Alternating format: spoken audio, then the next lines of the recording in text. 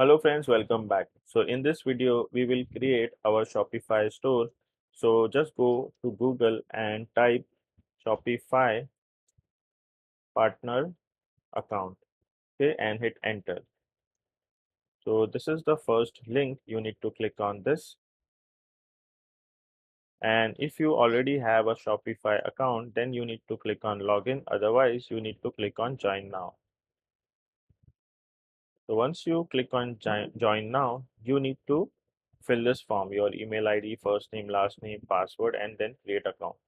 So once you will create account, it will take you to a page where you need to add all your details, okay? And then you need to click on view dashboard. Okay, so I have already created my account, so I will just log in into my account. Creating a Shopify account is really simple, okay?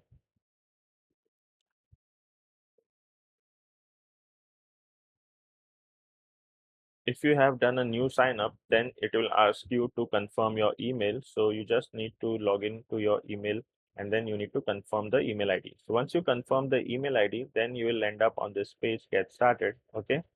Then here we will create a store. To create a store, we need to click on stores and then here we need to click on add store.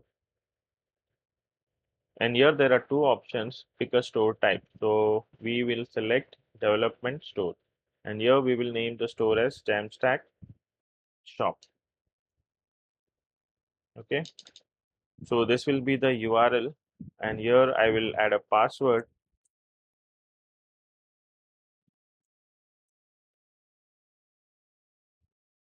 and then you need to specify the reason what will you do with the development store. So I'm just playing around, okay, and then I'll click on save.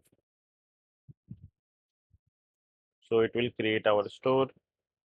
Basically it takes some time to set up the store. So here it is, success, your store is ready to go.